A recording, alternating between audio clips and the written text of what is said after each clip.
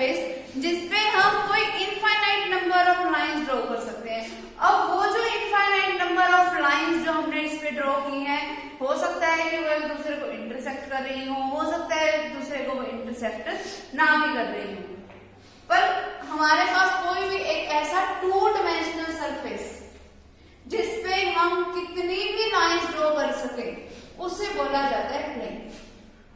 ये अपने आप में टू डायमेंशन होता है, चाहे कोई एक्स वाई डायमेंशन का हो जाए, चाहे कोई वाई जेड डायमेंशन का हो जाए, चाहे कोई एक्स जेड डायमेंशन का होगा, पर होगा हमेशा टू डायमेंशन का। ठीक है, अगर हम एक्स वाई डायमेंशन का प्लेन ले रहे हैं तो यानी कि उसके लिए जेड कोऑर्डिनेट हमेशा 0 रहेगा। अगर हम वाई जेड टाइप का प्लेन ले रहे हैं तो उसके लिए हमेशा एक्स कोऑर्डिनेट 0। ठीक है, सेम उसी तरीके से अगर एक्स जेड वाला लिया है तो वाई वाला हमेशा 0। ओके, फिर हम बात करते हैं इक्वेशन ऑफ प्लेन की। अपना इक्वेशन ऑफ प्लेन को कंफर्म करने के लिए हमने किया क्या, देखो सबसे पहले प्लेन की अगर हम जनरल इक्वेशन की बात करें, हम ये बोल रहे हैं कि प्लेन की ना जनरल इक्वेशन को मुझे वेरीफाई करना है। वो ऐसे करना है that ax plus dy plus cz plus d is equals to 0। मुझे प्रूफ करके बताना है कि यही जो है ना वो एक प्लेन की इक्वेशन है। अब ये प्रूफ करने के लिए हम करेंगे क्या, हम ना कंफर्मेशन, जैसे अब होता है ना कि मैथमेटिकल इंडक्शंस का यूज करते हैं कि पहले हम कोई एक पॉइंट पुट करके देख लिया, किसी दूसरे पॉइंट के लिए करके देख लिया, इस तरीके से मैं ऐसे लेके चलूंगी। तो मैं ना कर क्या रही हूँ, मैंने ना अपनी तरफ से ना ये इक्वेशन ले ली और मैंने किया क्या, ये बोला कि ना ये अगर प्लेन की इक्वेशन है तो इस प्लेन के ऊपर कोई ना कोई जो हमारे पास जो अलग अलग पॉइंट्स होंगे, प्लेन के ऊपर तो इनफाइनाइट नंबर ऑफ पॉइंट्स हैं, तो वो इसकी इक्वेशन को भी तो सेटिस्फाई करते होंगे। तो मैंने ना इस प्लेन के ऊपर ना कोई 2 पॉइंट्स ले लिए। पहला पॉइंट मैंने लिया P, जिसके मैंने कोऑर्डिनेट्स बोले कुछ x1 y1 z। ठीक है, फिर मैंने कोई पॉइंट लिया Q, जिसके मैंने कोऑर्डिनेट्स बोले x2 y2 z। अगर इस प्लेन पे मैंने ये कोई 2 पॉइंट्स लिए तो इसकी इक्वेशन को भी सेटिस्फाई करते होंगे। ठीक है, तो पहला पॉइंट को अगर मैं इसके ऊपर सेटिस्फाई करके बताऊं तो वो मेरे पास बनेगा क्या, that ax1 plus by1 plus cz1 plus d is equals to 0। ये बन गया इक्वेशन नंबर फर्स्ट। फिर अगर मैं कोई दूसरे पॉइंट को लूं तो वो दूसरा पॉइंट भी मैंने इसी प्लेन के ऊपर से लिया तो वो भी इसकी इक्वेशन को सेटिस्फाई करता होगा। तो क्या बनेगा, ax2 plus by2 plus cz2 plus d is equals to 0, equation number second. ठीक है, अब मैं ना कोई थर्ड पॉइंट ले लेती हूँ। अब वो थर्ड पॉइंट ना ऐसे है, मुझे ये प्रूफ करना है कि वो जो थर्ड पॉइंट है ना वो भी इसकी इक्वेशन को अगर सेटिस्फाई कर गया तब तो हम बोल देंगे कि एक तो वो वाला पॉइंट इसी प्लेन के ऊपर है, फिर और उससे कंफर्मेशन भी हमारे पास ये होगी कि यही हमारे प्लेन की इक्वेशन थी। अगर वो थर्ड पॉइंट इसकी इक्वेशन को सेटिस्फाई कर गया तो अब मान लो देखो P और Q, क्योंकि मैंने 2 पॉइंट लिए हैं तो इन 2 पॉइंट्स को मैं ज्वाइन कर सकती हूँ ऐसे। P और Q मैंने प्लेन के ऊपर कोई 2 पॉइंट लिए हैं तो मैं उनको कोई ज्वाइन भी तो कर सकती हूँ और उसके कोऑर्डिनेट्स मुझे पता है x1 y1 z1 x2 y2 z2। फिर मैंने इसी लाइन के ऊपर अगर ना कोई एक पॉइंट ले लिया, मान लो वो मैंने पॉइंट ले लिया ये r, जिसके मुझे कोऑर्डिनेट्स नहीं पता, और मैंने ये बोल दिया कि ये जो r पॉइंट है ना वो इस लाइन को किसी लैम्डा रेशियो 1 में डिवाइड कर रहा है। ठीक है, अगर अब ये r पॉइंट इसकी इक्वेशन को, इस प्लेन की जो जनरल इक्वेशन है, अगर वो r पॉइंट इस इक्वेशन को सेटिस्फाई कर गया ना तब तो हम बोलेंगे कि यही इक्वेशन प्लेन की इक्वेशन थी और ये पॉइंट सारे के सारे उस प्लेन के ऊपर थे, अदरवाइज नहीं। ठीक है, तो अब r पॉइंट के अगर मैं कोऑर्डिनेट निकालूं तो r पॉइंट के कोऑर्डिनेट्स को मान लो मैं नाम दे दिया x y z। तो मेरे पास x कोऑर्डिनेट बनेगा क्या कि मैं लैम्डा की मल्टीप्लिकेशन करा दूं x2 के साथ प्लस 1 की मल्टीप्लिकेशन करा दूं x1 के साथ divided by lambda. Lambda plus 1। ठीक है, फिर y मेरे पास क्या बनेगा कि लैम्डा की मल्टीप्लिकेशन कराऊं मैं y2 के साथ, फिर प्लस 1 की मल्टीप्लिकेशन y1 के साथ, y1 बाय में lambda plus 1, z is equal to क्या बनेगा lambda z2 plus z1 divided by lambda plus 1। ठीक है, मैंने सारे पॉइंट्स के कोऑर्डिनेट निकाल लिए। अब मैं इसको इसमें पुट करके देखती हूँ कि क्या ये सेटिस्फाई कर रहा है। ठीक है, तो वो पुट करके जब मैं देख रही हूँ तो मेरे पास देखो बनेगा क्या, a इंटू में x की जगह पे lambda x2 plus x1 by में लैम्डा प्लस 1। ठीक है, फिर प्लस b इंटू में lambda y2 plus y1 by में lambda plus 1, plus c into में lambda z2 plus z1 divided by में लैम्डा प्लस 1 इंटू में d प्लस में d इज इक्वल्स टू 0। आगे समझ? ठीक है, सिर्फ मैंने इसकी जगह पे ये पुट किया। अब अगर मैं इनको अलग अलग से लिख के देती हूँ, देखो अगर मैं a की अंदर मल्टीप्लाई कराऊं तो ये मेरे पास क्या बन जाएगा a lambda x2, a lambda x2 बनेगा, डिवाइडेड बाय में क्या है लैम्डा प्लस 1। ठीक है, फिर प्लस a की x1 के साथ और डिवाइड बाय में क्या पड़ा है लैम्डा प्लस 1, तो ये क्या बन गया मेरे पास a divided by lambda plus 1 into में x1। ठीक है, फिर सेम उस तरीके से b की अंदर मल्टीप्लाई करवाई b lambda y2 divided by lambda plus 1, फिर प्लस b y1 बाय में lambda plus 1 plus c lambda z2 divided by lambda plus 1 plus c z1 divided by lambda plus 1 plus पर d is equals to 0। ठीक है, अब ये वाले जो है इसको इसको इसको इसमें से lambda by lambda plus 1 common आ रहा है, लैम्डा बाय लैम्डा प्लस 1 मैंने ले लिया कॉमन, अंदर क्या बच गया ax2 प्लस c z2। ठीक है, समझ आ गई बात? फिर प्लस यहां से इसमें और इसमें से क्या कॉमन आ रहा है 1 बाय लैम्डा प्लस 1, वो मैंने ले लिया कॉमन। ठीक है, तो वो मेरे पास क्या बन जाएगा ax1 plus by1 plus cz1 ले लिया, फिर प्लस में d इज इक्वल्स टू 0। ठीक है, अब जो मेरे पास ये इक्वेशंस थी ये वाली, अब इनको ले लेते हैं हम।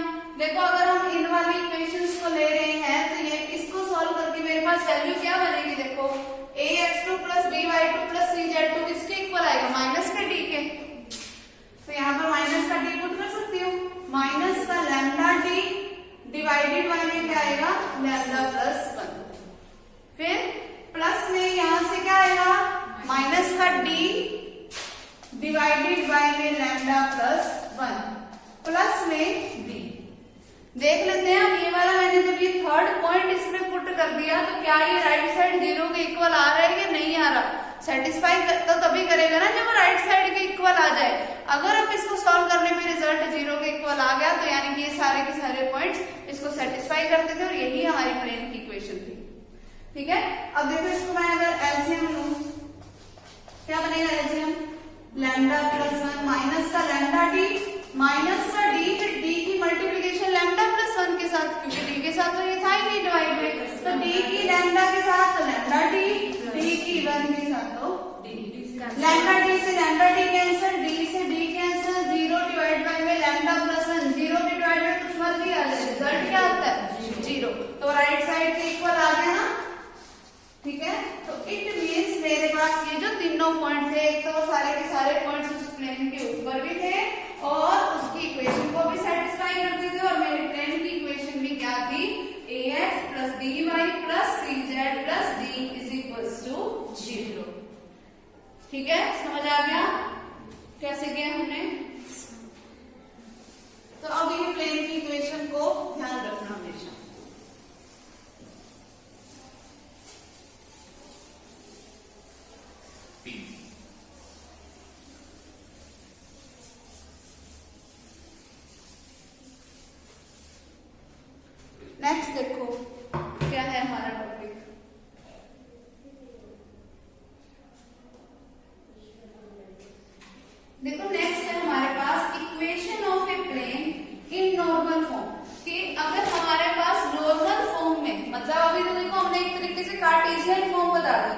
जिसमें हमारे पास कोई ए बी सी, हमारे पास कोई कॉन्स्टेंट्स वैल्यू दी हुई होगी, ठीक है, मतलब सब कुछ सोल्व करने के बाद क्या इक्वेशन बनी हमने वो बना दी, वो हमारे पास थी ये कार्टेशियन इक्वेशन टाइप से। अब हम अगर इसकी वेक्टर इक्वेशन टाइप की बात करें तो वेक्टर इक्वेशन में हमारे पास इस प्लेन की इक्वेशन क्या बनती है वो बात करते हैं। देखो ये प्रूफ करने के लिए हमने ना पहले तो ले लिया प्लेन, ये कोई प्लेन ले लिया, इस प्लेन के ऊपर मैंने ना कोई एक पॉइंट एन लिया है और ये एन जो है ना एक तरीके से परपेंडिकुलर का काम कर रहा है। परपेंडिकुलर मैंने लिया कहां से है, ओरिजिन से लिया, तो ये 0 0 वाला पॉइंट, ठीक है। इस ओ से एन तक मैंने कोई एक परपेंडिकुलर लिया, तो ये एक परपेंडिकुलर डिस्टेंस हो गया ओ एन। उस परपेंडिकुलर डिस्टेंस को मैंने नाम दे दिया पी। इसका मतलब magnitude of O N vector जो होगा ना वो मैंने किसी पी के इक्वल बोला है, ठीक है। परपेंडिकुलर डिस्टेंस को पी नाम दिया मैंने। फिर उसके बाद मैंने इस ओ से जनरली कोई एक पॉइंट ले लिया पी टाइप का, जिसके खुद का कोई पोजीशन वेक्टर होगा, कोई आर वेक्टर टाइप का, कि भाई मैंने कोई पी पॉइंट ले लिया जिसके कुछ कोऑर्डिनेट्स होंगे एक्स वाई जेड, और जब हम इसके डायरेक्शन रेशियोज की बात करेंगे ये तो हमारा ओरिजिन वाला पॉइंट है, एक्स में से 0 को माइनस करोगे एक्स आएगा, वाई में से 0 को माइनस करोगे वाई आएगा, जेड में से 0 को माइनस करोगे जेड आएगा। तो इस लाइन का जो हमारे पास वेक्टर फॉर्म बनेगी वो क्या बनेगी, x I cap plus Y J cap plus Z K cap. उसको मैंने किससे रिप्रेजेंट कर दिया, किसी आर वेक्टर से। आगे समझ। और फिर हमने कर दिया इन दोनों को ड्राइव। आगे समझ। ये ध्यान रखना, ये वाला मैंने परपेंडिकुलर लिया। परपेंडिकुलर लिया मीन्स कि मैंने नॉर्मल वेक्टर लिया। परपेंडिकुलर वेक्टर वही होता है ना, नॉर्मल वाला वेक्टर मैंने लिया, ठीक है। फिर अगर ये वाला मेरे पास कोई आर वेक्टर टाइप है जिसकी मैंने अभी डायरेक्शन रेशियोज बताई दिए, तो ये तो मेरा हो गया कोई आर वेक्टर। तो अगर मैं इस पे ट्रायंगल लॉ लगाना चाहूँ, देखो ट्रायंगल लॉ कैसे लगाओगे कि एनपी वेक्टर किसके इक्वल होगा, पहले तो वो देखो, क्योंकि एनपी वेक्टर ऐसा वेक्टर है जो इस प्लेन के ऊपर है। एनपी वेक्टर कैसा होगा कि एन ओ वेक्टर में अगर मुझे एन से पी जाना है तो मतलब एन में पहले ओ को ऐड करोगे, है ना, फिर ओ से तुम कहां जाओगे पी तक, तो क्या बनेगा एन ओ वेक्टर प्लस में ओ पी वेक्टर। यही मेरा किसी एनपी वेक्टर के इक्वल होगा। एनपी वेक्टर की मैंने इसलिए लिया क्योंकि एनपी वेक्टर ही एक ऐसा वेक्टर है जो इस प्लेन के ऊपर है, ठीक। तो अब देखो मुझे ये एन ओ वेक्टर की कोई वैल्यू नहीं पता, ओपी वेक्टर की तो मुझे वैल्यू पता है कोई आर वेक्टर टाइप की, लेकिन एन ओ वेक्टर की मुझे कोई वैल्यू नहीं पता। अभी मैंने तुम्हें बताया कि ये जो एन ओ वाला वेक्टर है वो कैसा वेक्टर है, एक नॉर्मल टाइप का वेक्टर, कोई नॉर्मल टाइप का वेक्टर है। अगर ये कोई एक नॉर्मल टाइप का वेक्टर है तो इसमें से देखो तुम्हारे पास बनेगा क्या, एक वेक्टर फॉर्म बनानी है मुझे जिसका मुझे मैग्नीट्यूड पता है P। अगर ये नॉर्मल वाला वेक्टर है तो मैं एन ओ वेक्टर को किसी स्मॉल एन वेक्टर से रिप्रेजेंट कर सकती हूँ। वैसे तो हमने ओरिजिन से इस तक परपेंडिकुलर ड्रॉ किया, तो इसकी जो जनरल फॉर्म थी लिखने की, क्योंकि मैंने ओ से पी पे परपेंडिकुलर ड्रॉ किया, इसका एक्चुअल डायरेक्शन मतलब क्या है ओपी, ओ एन, लेकिन यहाँ मैं क्या ले रही हूँ एन ओ, तो इसके लिए मैं क्या लगाऊंगी साथ में माइनस से, क्योंकि मैंने इसकी डायरेक्शन को क्या कर दिया, रिवर्स कर दिया। समझ आया माइनस क्यों लगाया यहाँ पे। फिर मैग्नीट्यूड की जब हम बात करते हैं तो magnitude of O N vector किसके इक्वल होता है, magnitude of N O vector के लिए, ठीक है। अब अगर मुझे किसी भी वेक्टर की फॉर्म निकालनी है, किसी वेक्टर की फॉर्म को अगर मुझे एन ओ वेक्टर को मुझे निकालना है तो वो तरीका क्या होता है, देखो तुम्हें पता है कि एन वेक्टर किसके इक्वल होता है, एन वेक्टर डिवाइडेड बाय में मैग्नीट्यूड ऑफ एन वेक्टर, मतलब कि उसके यूनिट वेक्टर की हम मल्टीप्लिकेशन किससे करवा दें, उस वेक्टर के मैग्नीट्यूड के साथ। उस वेक्टर का मैग्नीट्यूड मुझे पता है P, तो अगर मुझे इसका वेक्टर यानी कि n वेक्टर निकालना है तो वो क्या हो जाएगा, n कैप इनटू में मैग्नीट्यूड ऑफ n वेक्टर। तो मेरे पास n वेक्टर की इस फॉर्म में मेरे पास वैल्यू क्या हो गई, P n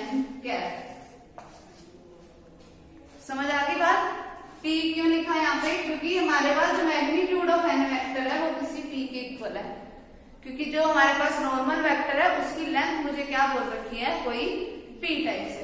तो मेरे पास ये एन पी वेक्टर क्या बन गया, वो देखो एन ओ वेक्टर की मैंने वैल्यू अभी क्या निकाली, पी एन कैप, वो यहाँ पे पुट कर दो, ये क्या बन गया माइनस का पी एन कैप, माइनस का पी एन कैप, फिर प्लस में ओपी वेक्टर क्या है मेरे पास, कोई आर वेक्टर।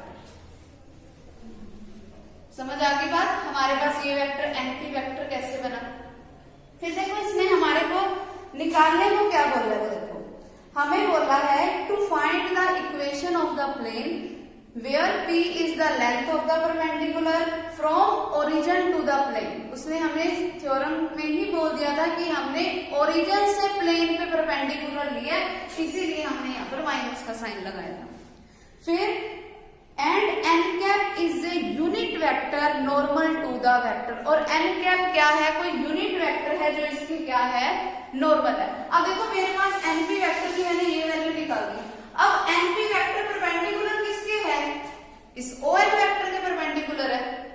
तो अगर ये दोनों वेक्टर्स एक दूसरे के परपेंडिकुलर हैं तो इनकी डॉट प्रोडक्ट क्या हो जाएगी, जीरो हो जाएगी।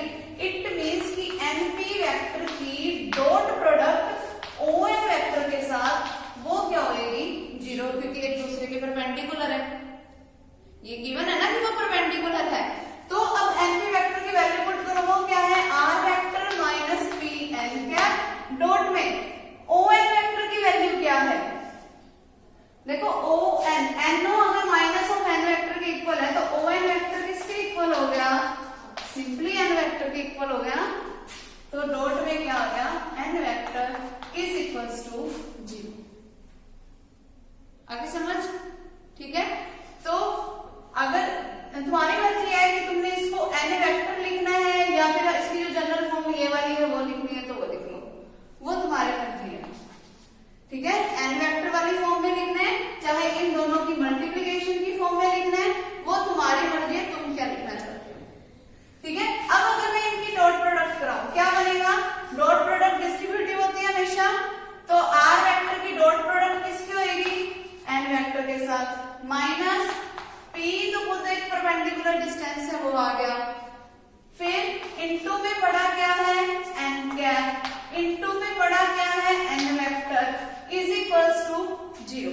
अब एन कैप खुद क्या होता है, N vector divided by magnitude of N vector. अब क्या बना ये, R vector minus dot N vector minus में N vector dot N vector, किसी एक वेक्टर की खुद के साथ डॉट प्रोडक्ट हमेशा किसके इक्वल होती है, 1 के, जैसे अपन करते हैं ना आई कैप की आई कैप के साथ मल्टीप्लिकेशन 1, जे की जे के साथ मल्टीप्लिकेशन 1।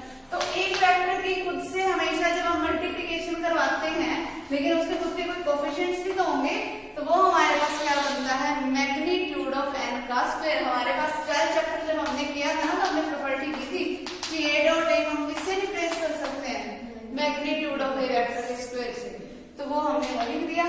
फिर इनटू में पड़ा है p, तो वो हमने यहाँ लिख दिया p divided by magnitude of N vector is equals to zero. समझ आ गया। तो इसकी हमारे पास फॉर्म कैसे बन गई, R vector dot N vector minus का p इंटू में magnitude of N vector is equals to zero. अब इसको लिख कैसे सकते हो, R vector dot N vector is equals to किसके होगा, p इंटू में मैग्नीट्यूड ऑफ एन वेक्टर के।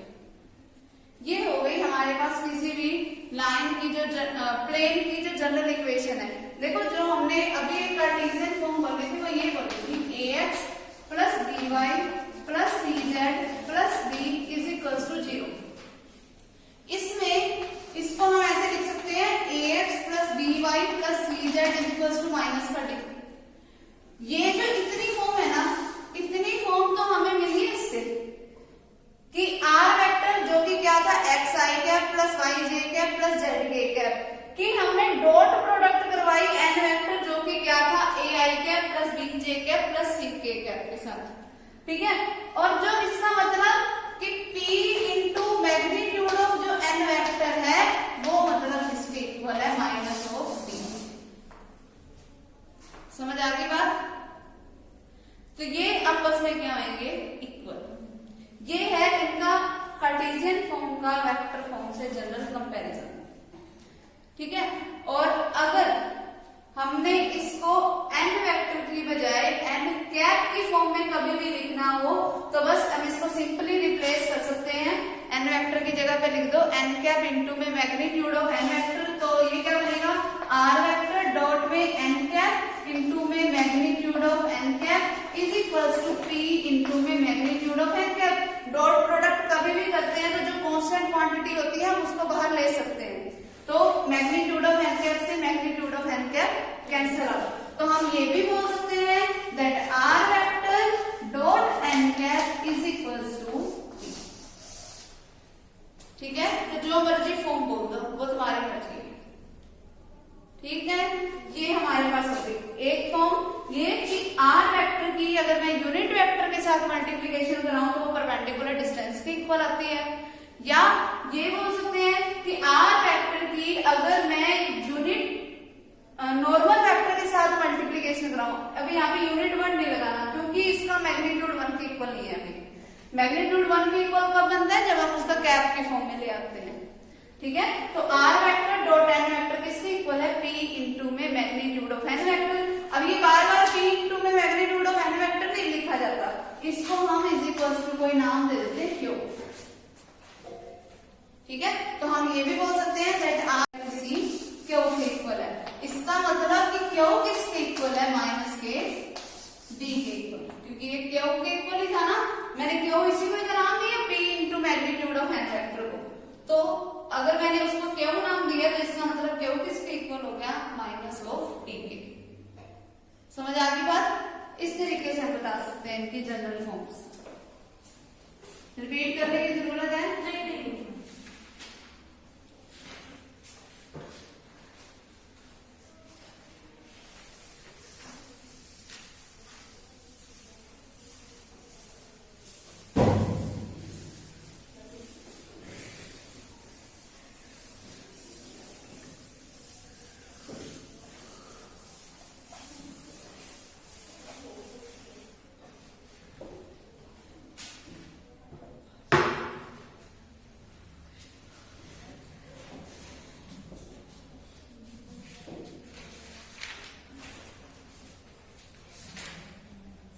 देखो नेक्स्ट क्या है हमारे पास, equation of a plane passing through a given point, कि किसी प्लेन की इक्वेशन हमें बतानी है जब वो किसी एक गिवन पॉइंट से पास आउट हो रही है। मतलब अब मुझे कोई पासिंग पॉइंट पता है, तो जो उसका अभी हमने जनरल फॉर्म की बात की है ना, उसमें हमने सिर्फ इतना बोला r vector dot n vector is equal to something Q के इक्वल, या हमने क्या बोला r vector dot n cap is equals to something p, यानी कि परपेंडिकुलर डिस्टेंस। अब हमारे पास वो फॉर्म चेंज हो जाएगी, फॉर्म चेंज होकर बनेगी क्या, r वेक्टर माइनस में कोई पासिंग पॉइंट r1 वेक्टर, फिर उसकी डॉट प्रोडक्ट अगर हम करवाएं n वेक्टर के साथ तो वो आती है 0 के ऊपर। अब ये है अगर मेरे पास कोई एक पासिंग पॉइंट मुझे पता हो, उस वाला में हमें कोई पासिंग पॉइंट नहीं पता था, तो अब हमें कोई एक पासिंग पॉइंट भी पता है। तो इसका जो डायग्राम है वो देखो कि ये हमारे पास कोई एक प्लेन है, तो पहले मैंने एक प्लेन ले लिया, फिर यहाँ पर मैंने कोई एक वैसे ही नॉर्मल वेक्टर लिया, कहां से इसको ड्रॉ किया है, अभी भी ओरिजिन से ही किया, ठीक है। फिर उसके बाद हमने किया क्या, कोई एक पॉइंट ले लिया ये जिसके बारे में हमें कुछ नहीं पता, ये हमने कोई जनरल पॉइंट लिया तो ये तो होगा कोई r वेक्टर टाइप से। अब कोई मुझे एक पासिंग पॉइंट एक और पता है, वो मैंने ले लिया ये, जिसको मैंने नाम दिया है a, ठीक है। इसको हमने नाम a दिया है, यानी कि इसके पोजीशन वेक्टर को मैंने कोई r1 वेक्टर बोला है, और ये है मेरा n। तो अब सीधी सी बात पता चल रही है मुझे कि अब जो AP वेक्टर है ना वो परपेंडिकुलर है ON वेक्टर के। तो सबसे पहले मुझे क्या पता होना चाहिए, AP वेक्टर। AP वेक्टर अगर सीधी सी बात मुझे निकालनी है तो वो देखो कैसे निकलेगा, ये मेरा कोई ओरिजिन वाला पॉइंट है। AP वेक्टर निकलेगा कैसे कि जब तुम A O वेक्टर में ऐड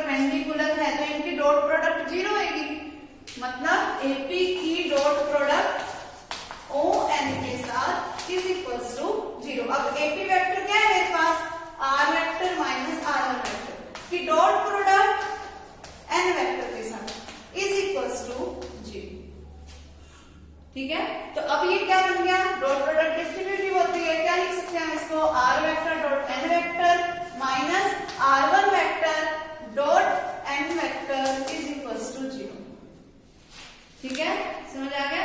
ये हमारे पास हो गई, कभी भी हमें कोई पासिंग पॉइंट बताओ, कोई नॉर्मल वेक्टर बताओ, तब हम प्लेन की इक्वेशन को किस तरीके से फाइंड आउट कर सकते हैं, उसका फॉर्मूला हो गया। अब ये r1 हमें गिवन होगा, कोई n वेक्टर हमें गिवन होगा, सिर्फ हमें वैल्यू पुट करनी है और हमारे पास इक्वेशन बन जाएगी। समझ आ गई।